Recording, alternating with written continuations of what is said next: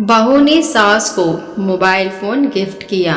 नए ज़माने की बहू ने अपनी सास को उसके जन्मदिन पर मोबाइल फ़ोन गिफ्ट किया और वो भी स्मार्टफ़ोन। बहू ने सारे कामकाज छोड़कर पहली फुर्सत में सास के मोबाइल पर सारे नंबर सेव कर दिए और स्मार्टफ़ोन में व्हाट्सएप डाउनलोड कर दिया। साथ ही कुछ पुराने सदाबहार गाने और कुछ पुरानी फिल्में भी डाउनलोड करके दे दी ताकि सासू माँ आराम से सब कुछ देखे और सुन सकें। जब से मोबाइल आया सासू माँ का ध्यान घर में कम मोबाइल में ज़्यादा होता। अब सासू माँ को छुप छुप कर बेटा और बहू की बातें सुनने की जगह और बहू बेटी की जीवन में दखल देने की जगह मोबाइल फ़ोन के नोटिफिकेशन पर ध्यान रखती और अपने बोलने की सारी शक्ति अपनी सहेलियों और रिश्तेदारों से बातें करने में ही खर्च कर देती, जिसके कारण बहू सासू माँ की रोज रोज की जिक जिक और तानों से बच गई।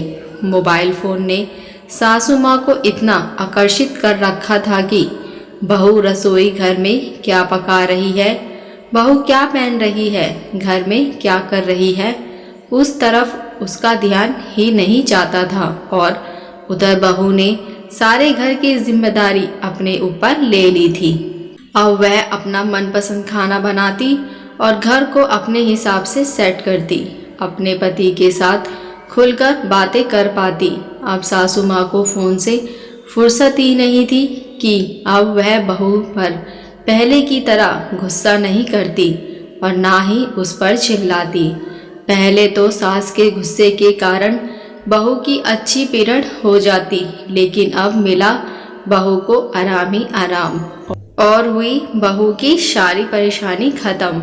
सासू माँ के हाथ में जब से बहू ने फ़ोन थमाया, बहू ने गजब का सुकून पाया। आजकल सासू माँ का सारा ध्यान यूट्यूब पर शॉर्ट्स और रील देखने, नए नए ऐप्स को डाउनलोड करने और सीखने में ही होता। बहू को पहले मनोज करमजली कहने वाली सासू माँ अब बहू को बेटा बेटा कहकर पुकारती। सासू माँ बहू से इतना खुश जो थी, अब बस बहू इस बात का ख्याल रखना पड़ता कि सासू माँ का रिचार्ज ख़त्म होते ही तुरंत करवा दिया जाए। अब बहू फ़ोन को नियमित समय से चार्ज कर देती ताकि सासू माँ का ध्यान फ़ोन से हटे नहीं और पहले वाली सासू माँ लौट कर आए नहीं। इसका परिणाम बहू खुश सासू माँ खुश, दोनों की नोकझोंक ख़त्म तो सारा घर खुश। आशा करती हूँ ये कहानी आपको पसंद आई होगी। अगर आप हमारे चैनल पर नए हैं तो मेरे चैनल को सब्सक्राइब, लाइक, शेयर ज़रूर करें और मिलते नई कहानी के साथ। देखने और सुनने के लिए धन्यवाद।